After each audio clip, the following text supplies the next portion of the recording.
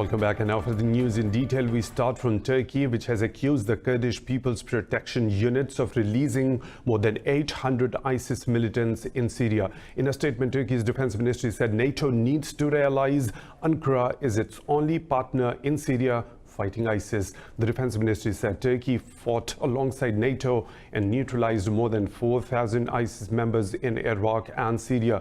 Ankara has repeatedly accused Kurdish units of releasing ISIS militants held in local prisons.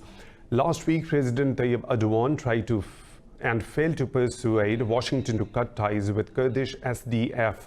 US President Donald Trump has revived his partnership with the SDF after leaving them in the lurch before Turkey's military operation in Syria. The Pentagon has teamed up with the Kurds to occupy Syrian oil reserves in the area, saying they are protecting them from the ISIS. Moving on to Gaza, where Hamas chief Ismail Haniyeh has said the battle with Israel is not over despite an ongoing ceasefire in Palestine. In a statement, Haniyeh said the group's resistance completely paralyzed Israel during the escalation. The Hamas chief said a new wave of violence in the Gaza Strip is over, but their fight against Israeli atrocities will continue. Last week, Israel killed 34 Palestinians, including a senior Al-Quds Brigade commander, Baha Abu Alata. In response, Hamas fired rockets into Israel. Egypt brokered a ceasefire between the two sides that remains fragile after they fired rockets into each other's territory. The International Criminal Court says it could open an investigation into alleged war crimes committed by the British military in Afghanistan and Iraq. This comes after new evidence was shared by the Iraq Historic Allegations team. The ICC says it will begin a landmark case if it finds the UK government has been shielding soldiers from prosecution. The formal investigation by the ICC will mark the first time it has taken action against any UK nationals for war crimes. The cases include civilian murders and mistreatment of detainees. The court has previously endorsed IHAT's report of war crimes by British troops in the year 2017. Britain's Ministry for Defence said it has cooperated fully with the ICC and sees no justification for further interventions by the court. The U.S. has expressed support for the ongoing anti-government protests in Iran. White House Press Secretary Stephanie Grisham said Washington supports Iranians in their peaceful protests. In a statement, Grisham said the U.S. condemns lethal force and communications restrictions against demonstrators.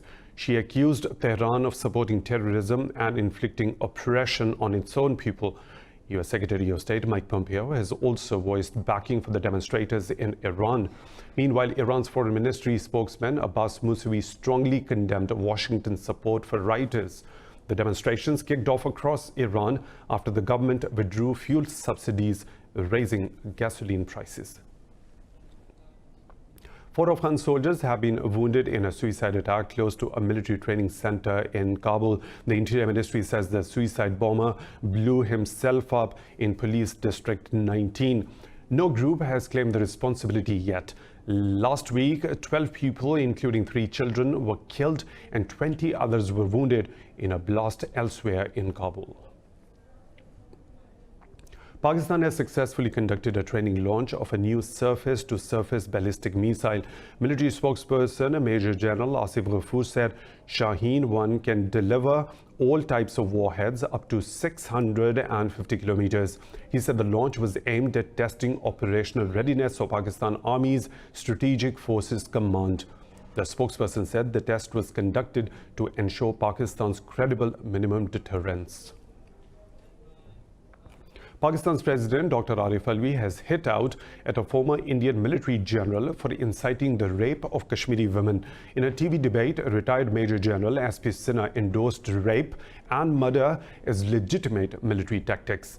Sinha said Kashmiri women should be raped by Indians as retribution for exodus of Kashmiri Pandits.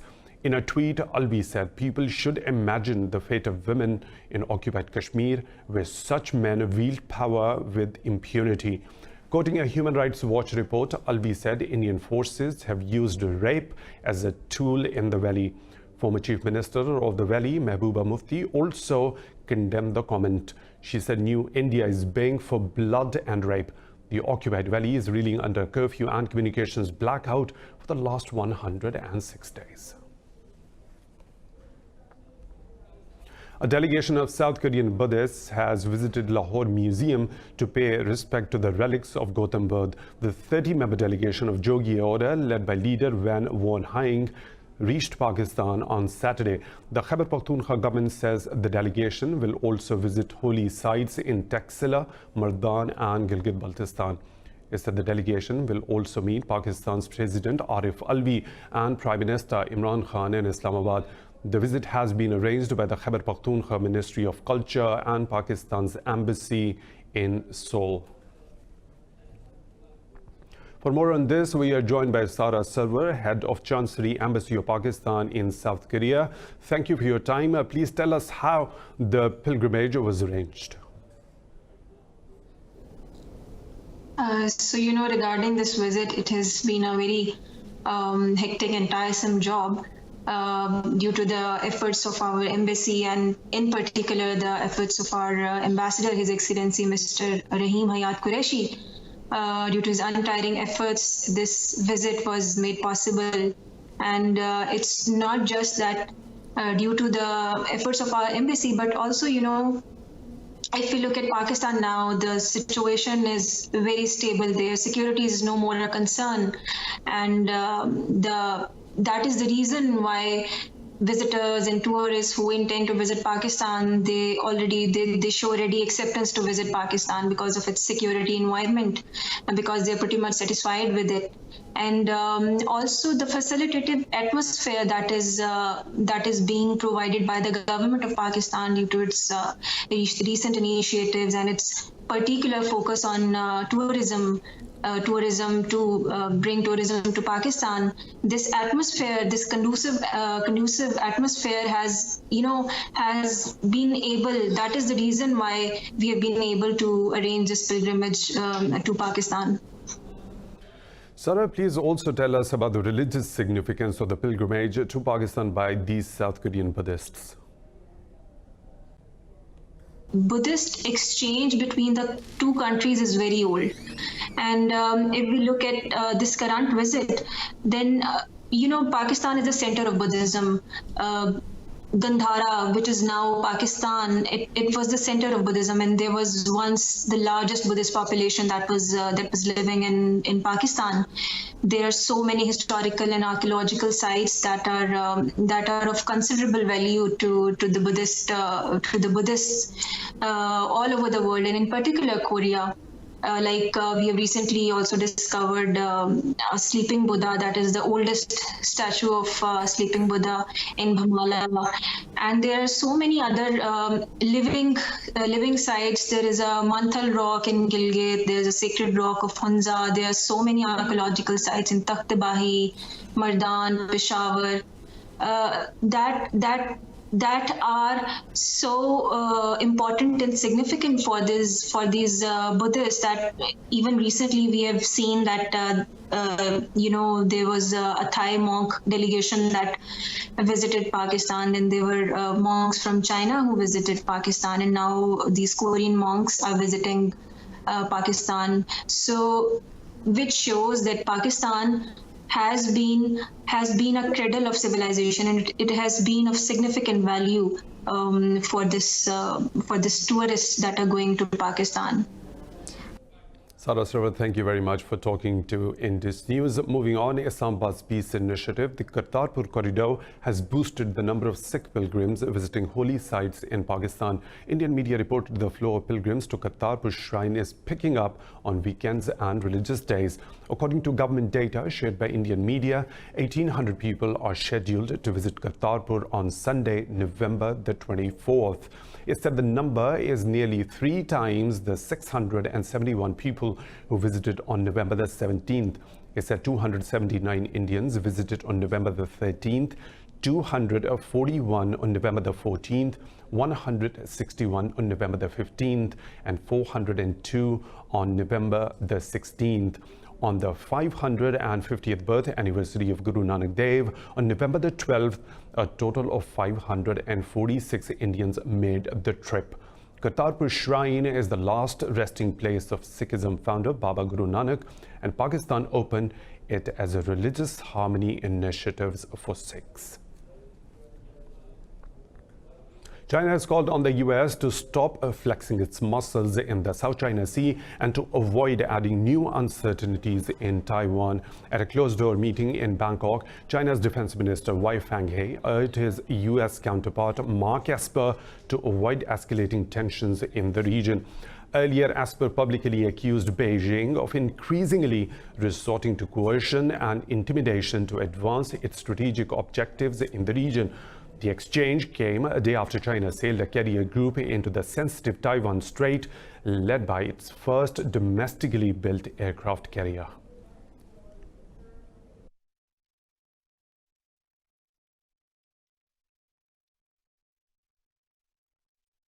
On the South China Sea, Minister Wei reaffirmed China's resolute determination to safeguard its territorial sovereignty and its maritime rights and interest in the South China Sea. China's resolute determination to maintaining peace and stability in the South China Sea and demands the US stop flexing its muscles in the South China Sea and do not provoke and escalate tensions in the South China Sea. For more on this issue, we are joined by our correspondent in Hong Kong, Grace Lee. Thank you for joining us. Relations between China and the US have become increasingly strained over Taiwan and the South China Sea. How has this been reflected by their military behavior towards each other in the region? Grace?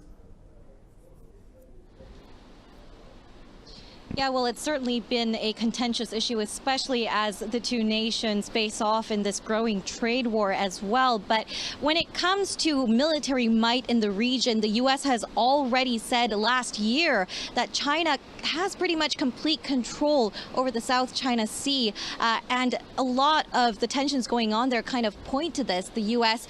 Trying some navigation expeditions there, but largely trying to stay out of China's radar when it comes to challenging China straight on. And so we're seeing them use a lot of kind of side alleyway tactics to kind of match China in its might. And that includes the big multi-billion-dollar arms sale that we saw that it engaged with Taiwan in, just to try and give Taiwan an edge when it comes to facing off with China. But it's not clear whether or not that will actually be effective, because China, as we saw in a lot of different photos and satellite images, it's completely militarized that area with its artificial islands, and the last time we checked, it's almost complete. So it'll be hard to challenge them in that region, even if Taiwan obtains some arms from the US, and that's pretty much worrying for Taiwan.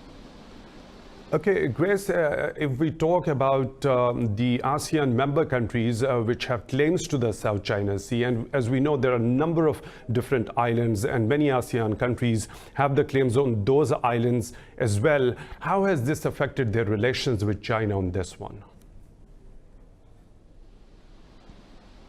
Well, a lot of experts are pointing to Vietnam as the one to watch when it comes to challenging China. Now, Vietnam does have a history of war with China, and it does have a very aggressive military. So far, it'll take a legal case to the UN and try its hand at international law when it comes to challenging China in this region. But of course, that's something that the Philippines tried a couple of years ago. They won the court case, but not much came out of it. So it's unclear whether or not this will give them an edge when it comes to the South China Sea. Okay, Grace, the US pulled out of the Trans-Pacific Act and isn't the part of our RCEP trade deal covering East Asia. Has this had a bearing on the policies of regional states on the contentious issues like the South China Sea? Well, I think it's not just the TPP. I think it's also issues like how the U.S. handled North Korea and also Donald Trump's impeachment hearings at the moment. All these are pretty strong indicators to Asian countries that, the U.S. Can't really be bothered to handle the situation in this region. And so that's why we're seeing them pretty much go to the UN for help and find other agencies to give them a hand up when it comes to challenging China. But really, that signals a shift for China and the U.S. when it comes to the region as well. So I think as long as we have, the Donald Trump presidency and the kind of scandals that it's embroiled in, we'll continue to see that China has the upper hand here. Thank you, Grace Lee, our correspondent in Hong Kong, for joining us. Now, moving on to Hong Kong, police have stormed the Polytechnic University, which protesters have turned into a stronghold. They responded by throwing petrol bombs and shooting arrows at the police, who fired tear gas and used water cannon. Witnesses say no deaths or serious injuries occurred. Police say it arrested a few protesters and warned everyone in the area can be charged with rioting. Protesters set up hurdles on campus roads and built barricades. They set university entrances on fire to stop the police from entering and arresting people. President of the university, Tang Jin-guang, has asked the protesters to leave the campus, assuring them the police will refrain from using force. If the protesters do not initiate the use of force, the police will not initiate the use of force. In addition, we have also received permission from the police for you to leave the campus peacefully, and I will personally accompany you to the police station. More stories to follow, but right after a short break. Stay tuned with Indus News.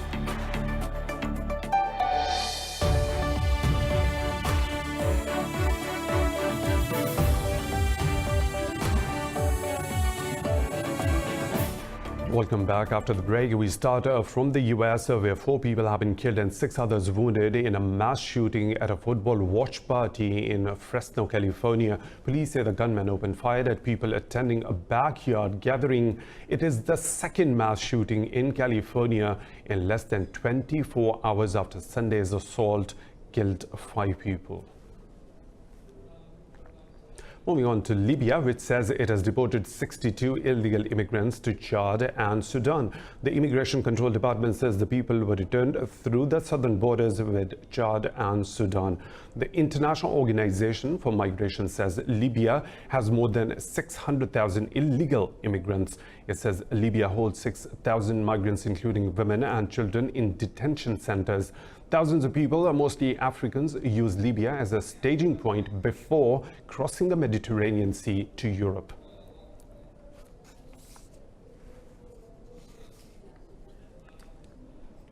In Belarus, the opposition has failed to win a single seat of the 110 constituencies contested in Sunday's parliamentary polls. Official election results show parties loyal to President Alexander Lukashenko won all of the seats. The opposition has also lost their previous 2 seats in the House after their prime candidates were barred by the government. The Election Commission reported 77% turnout in yesterday's elections.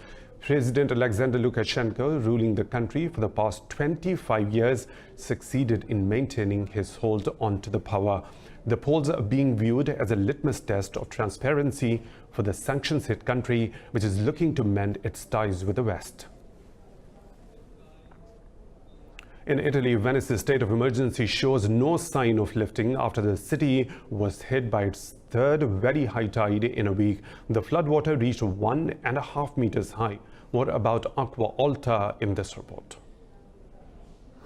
Venice's St. Mark's Square is flooded and closed for tourists. Churches, shops, and homes have also been inundated. Strong storms and winds have battered the Renaissance city, with storm surges putting it underwater. Since 1872, the 1.5 meter level had never been touched twice in 1 year. Now it has been hit 3 times in a week.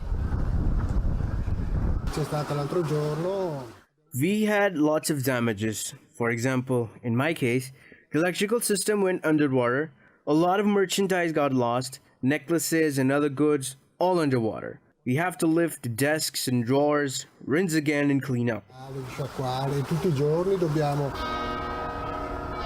The crisis has prompted the government to release $22 million to tackle the devastation. Many people have blamed the disaster on global warming as well as poor governance.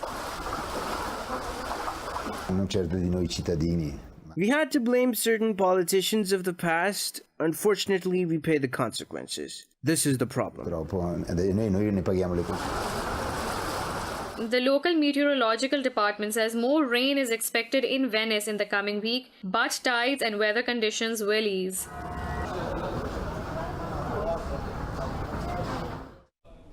In the Czech Republic, people have celebrated the 30th anniversary of the Velvet Revolution. It marks the day when communist rule in Czechoslovakia crumbled weeks after the fall of the Berlin Wall. More about this anniversary in this report.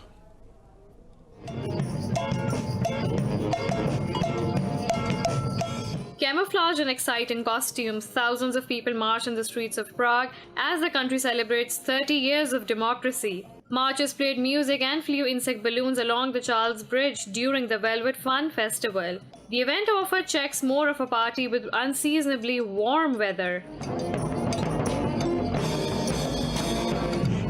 Here we have 13 groups and each of them are reflecting some of hot Czech themes, with humor and satire of course.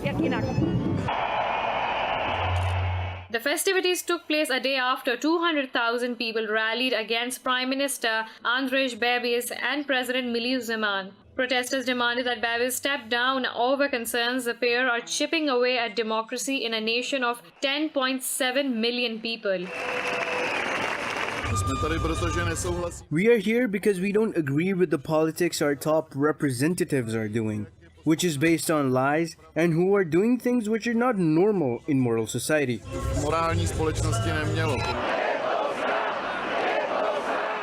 Over 250,000 people rallied in June, which was believed to be the biggest anti-government protest since the end of communism.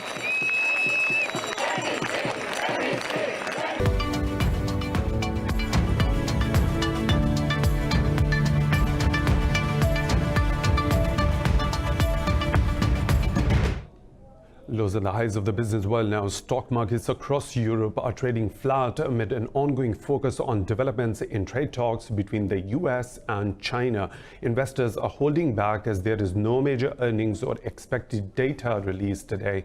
The CAC 40 in Paris lost a fraction as investment company Wendel slipped over 1.5%. The drop was fueled by Citigroup's downgrade of its stock from buy to neutral. London's FTSE 100 index gained fractionally, while Frankfurt's DAX index is trading flat. In Asia, Hong Kong's Hang Seng index closed over 1% higher as shares in Chinese tech giant Tencent jumped over 2%. The Shanghai Composite also gained over 0.5% on hopes of future stimulus amid central bank's rate cut.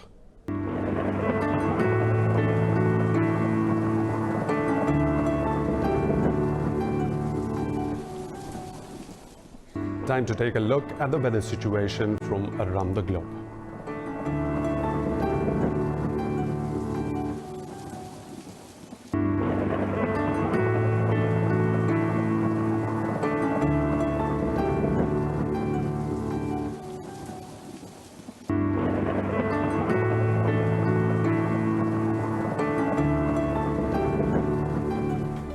And that's all for now. For the latest updates, you can follow us on social media at Indus.news.